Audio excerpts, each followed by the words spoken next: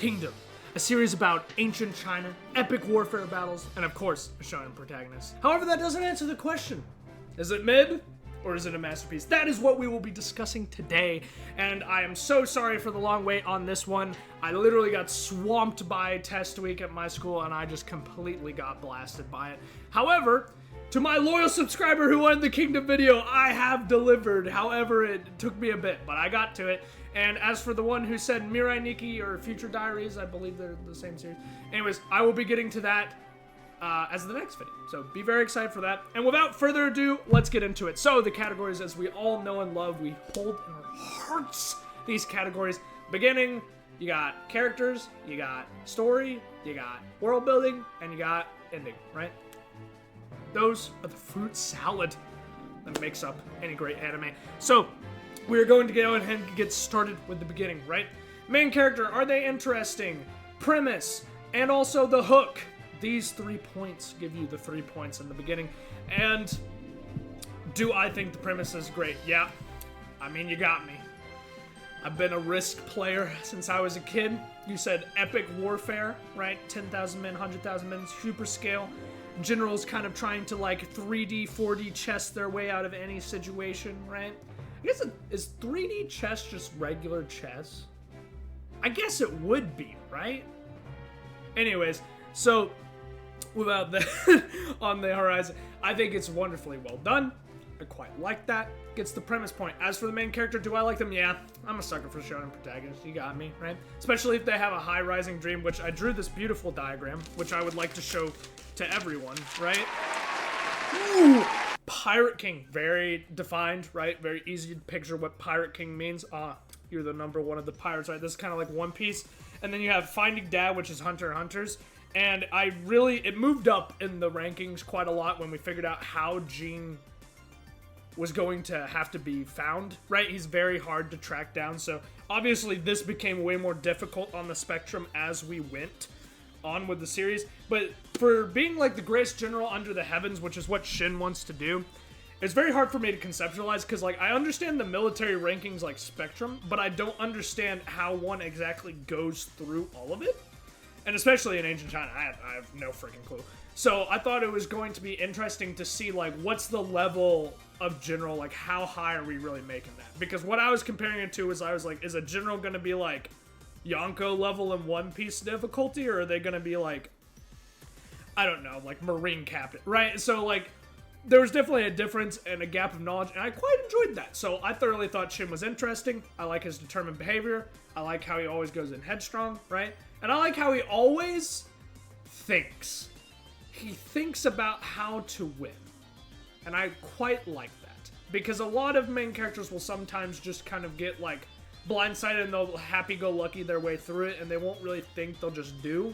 But I like the fact that Shin actually kind of puts 2 and 2 together while he's going about stuff. Quite enjoy that. So he gets the interesting point. So as for the hook, yeah, I quite like the beginning arc. I thought it was great. Sets up Shin very well. Sets up the king very well. I like their dynamic a lot.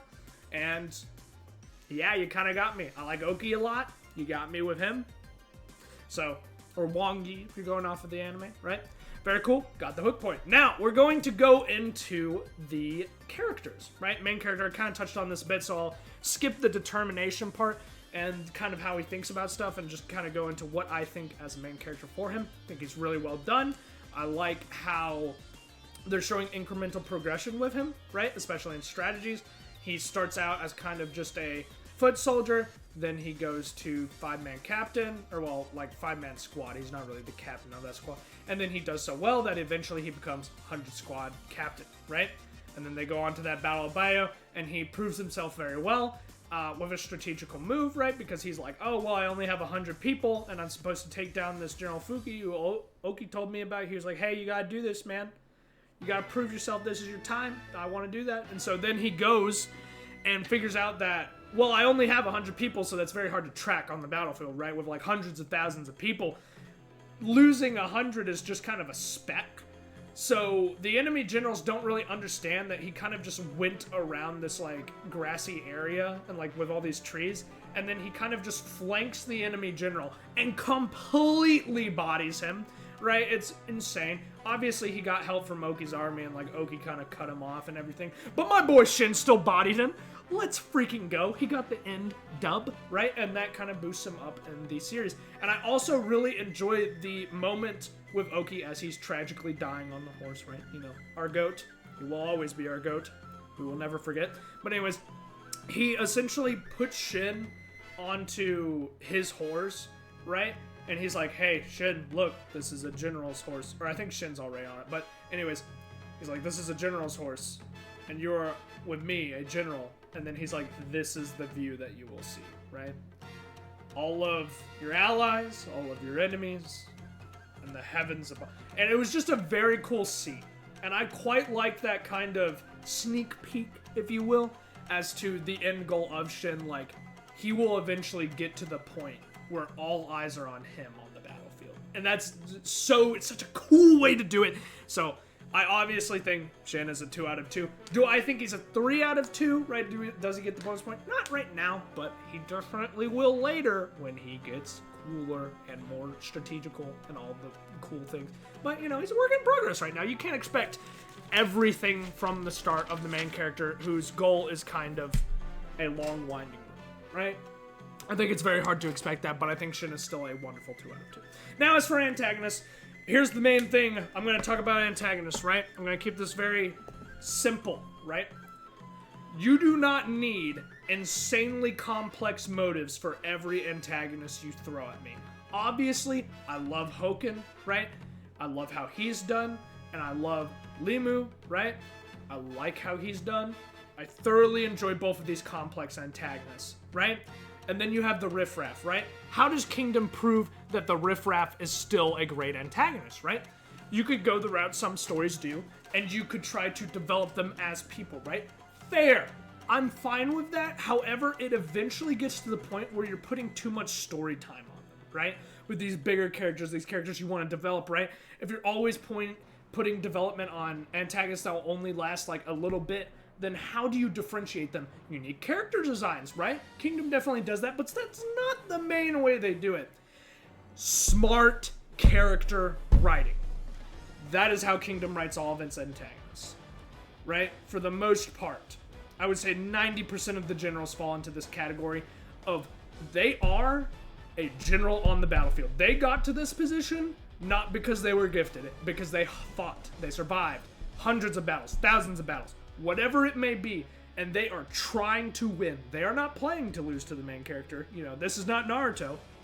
Amazing Naruto burn. I mean, if you're watching this, screw you. As for the Sekio's Rebellion arc, and of course the Hoken and Limu, right? Sekio, I made a reference to earlier. I believe he's just like kind of like Frieza's personality, but without like Frieza's power, which I think is inherently just not as interesting. I think he accomplishes his job very well in the beginning, which is kind of to be a very simple to understand villain, so you can focus more on the king and Shin and a bunch of the other characters that you are going to get to know later, right? I think he's fine. I don't think he's necessarily bad, right? As for Hoken and Limu, they're standouts. They're so well written. You have the crystallization of martial might in Hoken, and he's wonderful. And then in Limu, you have pure tactics. By the book smarts. He is so far ahead of the game on everyone, and is proven when he defeats Oki, you know, as tragic as that was, essentially, because it was like a backstabbing win, because they needed 2 of the great heavens of Zhao to defeat 1 of the 6 generals of Qin, and he was also kind of retired and old, so just let that sink in, right? But for you to even put someone as great as that into a situation where they kind of had to make a gamble anyways to get out of that battle proves that you were very up there with the best. So I think Antagonist gets a 2 out of 2. I don't think they're at the level of insane yet, therefore I will not give them the bonus point either. As for side characters, I think you got great side characters, right? The King's a wonderful side character. You could argue he's the main character because the series kind of does like a war arc, a government politics arc. A war arc, a government politics arc, so you kind of focus on both of them. It depends on if you want to classify Ace as a main character, or if you want to focus on him as more of a side to Shin. Up to you. I think either way is valid, right? I like Dao. I think Dao's funny. I think Dao's purpose in the story and how she eventually goes to, like, what she's going to, right? If you've watched a Red Kingdom, you know. But essentially, her getting to there, it's very well done. She's understanding that she's not a fighter. She has to find some other way to be useful to Shin on the battlefield, right? You could go with Oki, wonderful mentor character, maybe one of the best shonen mentor characters, and that's crazy because he really did not have a lot of screen time. Phenomenal, right? You could take Tang, his right-hand man. Hilarious. Characterization with like 2 words. He really does not say it. He basically just agrees with Oki, but he's so funny in his own way. And also, just let this be known, if you're like going against Ken, right, and you see Tang on the sides of the battlefield, right, and you're like, oh, this is easy claps, right? And then Tang goes into battle. Literally what this man does is like, he goes in with a horse, or does, and he just has like a sword, and he just freaking like starts swinging it like this. And he just like chops off everyone's, like, he just kills everyone, right? And it's insane to me that my man can literally just be doing somersaults with the arm and just kill everyone in goddamn King. And I'm just like, how are you this strong? And also, how has nobody figured out the secret to your technique? But I think they're great. I think side characters overall, 2 out of 2, wonderful, right? So 6 out of 6 out of the characters. We're doing a great start. As for the story, kind of hinted at it earlier, it goes kind of military arc, government politics arc, military arc, government politics arc. It breaks it up. I love it. Because if we went from battle to battle to battle, battle, I would lose my mind. Because the setup for these battles are not very fast. And I think that's something that this series has struggles with. Just the teensiest bit is setup. And it's not saying that the setup is bad. I'm saying that the setup takes a bit. Right? And that's both good and a bad thing. It provides extra depth onto the context of whatever's going on. Right? And I quite like that. However, it does drag sometimes where you're like, I want to freaking get to the fight. Why are we having a flashback right now? You know, and stuff like that, I think is a little bit, you know, a little bit clunky, but I think overall it's done really well. As for the politics side, you would think, oh, maybe it's a little bit boring. No, it's freaking not, because they have a god tier antagonist in Ryufui, or Lubue, whatever you want to call him, right? And he is so smart. And also kind of just like a charismatic god, right? He has like the 4 best people in the government under him for essentially just the fact that he's that good at what he does. And like the king's like, frick, how do I combat these 4 people? And he learns very quickly that he can't, right? Like he cannot go as the king because he holds no power essentially, even though he is the king. So he has to kind of incrementally beat him in very small victories so that he can get more people onto his council. And then with those more people, he can get like slowly incremented up. So honestly, watching Ace fight his battle with Lu Bue is as interesting as watching Shin fight a military battle, which I think is done wonderfully well.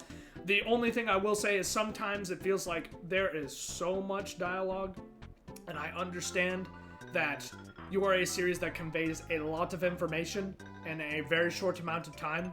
Usually you do that in dialogue, but maybe sometimes a little too much dialogue. So leave that how you will. So I will be giving it a 3 out of 4 on the story. Not saying the actual story is bad. I just think it drags a little. Other than that, we're going to get into world building, right? Another 4 out of 4 out of 4 category, right? So essentially what you have here is, how do you convey to the audience the state of the warring periods in China, right? Which I'm going to be honest, I didn't know anything about the warring states period in China before this. So you have to clear that hurdle, right? And then you have to clear the hurdle of me actually caring about like the other states that are not kin, right? Like, it doesn't mean I have to care about them in a positive way. I can, like, fear them. I can think they're terrifying. I can think they are strong, well-written, right? Essentially, you can do a lot of different things with them, but you have to make me care as an audience. And I think the story does a freaking phenomenal job. I think world building is one of the areas where it freaking, like, it just excels and it keeps going. Because I did not think I could care less about Zhao. But for some reason, with Hoken and Limu there, especially in the beginning of the Battle of Bayou, I'm kind of into it. Like, I don't know if this is where Han is in the map, but these are the ones I remember, right? And so let's say you're kin and you want to make a move on Zhao, right?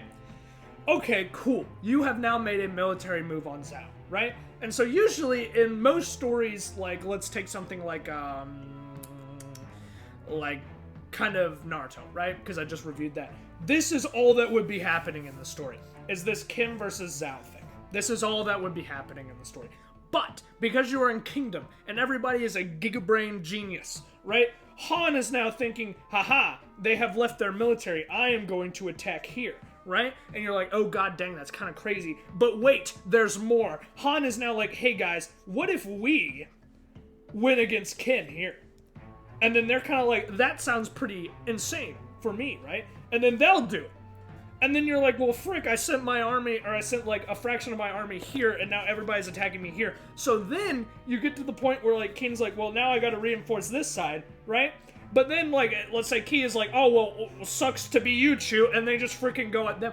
And so you have this interplay of nations that are all doing different things to kind of better their own situation, and it's fascinating to me. There are very few other series that have kind of this level of interplay, and also you could think of like Zhao's defending this, right? But at the same time, while they're defending this, they could be like, well, frick you, Chu, or frick you, Wei, or screw you, Ki. Like, they can make so many different moves while this is going on. Like, this is not just the focus of the story. Granted, it might be where Shin is, and that's fascinating, but at the same time, you know, a bunch of different stuff could be happening on the board, right? And like Chu doesn't just have to help there, they can also attack Wei. It's crazy. Like, the interplay is insane, and I think that's a huge part of the world building and the allure of a series like Kingdom, and therefore I will give it the 5 out of 4 points for world building. I think its battles and government interplay are done spectacularly well, and I wouldn't change it for the world. I think it is one of the coolest series ever when it comes to that sort of stuff. Now as for the ending, right? The ending of the Battle of Bayou is Oki goes down and kind of passes the torch to Shin and gets probably the coolest shonen protagonist, like upgrade, gift, whatever you want to call it, which is Oki's kind of weapon. I don't exactly know what it's called, but it's just like, okay, let me explain to you how cool this is. So not only does it function as a power boost to Shin, because it is one of the best weapons out there, it also serves as a way for us as the audience to measure his growth. Does that make sense? Because for Shin to use that weapon, he has to be already becoming a great general of the heavens, right? And in the beginning, Shin can't use that weapon. That weapon is way too heavy, it's so hard to use, he's throwing it everywhere, and it's a freaking mess, right? But eventually, maybe one day, he'll get to use it. And then that is a huge payoff for the series. You got the whole government politics situation in the actual Kingdom of Kin, right? So you have the whole fallout of, well, frick, Oki's dead, and he was like our best political ally for the king, so that kind of sucks. And now we have to deal with like Ryufui or Lubue, whatever you want to call him, and he's going to essentially steamroll our politics game. How are we going to deal with that, right? How is Shin going to cope with the loss of his mentor? You got a bunch of other things you have to worry about if you are either Shin or Ace, and you have to figure out a way to navigate these uneven seas, these uncharted waters, some would say. So I think it's a very interesting ending, and I think it's overall really well done. And I can't wait to see what happens next. Although I already have. I've already watched Kingdom and read it, but we'll pretend I haven't. So, overall, I think that this series gets a glorious start to its overall rank.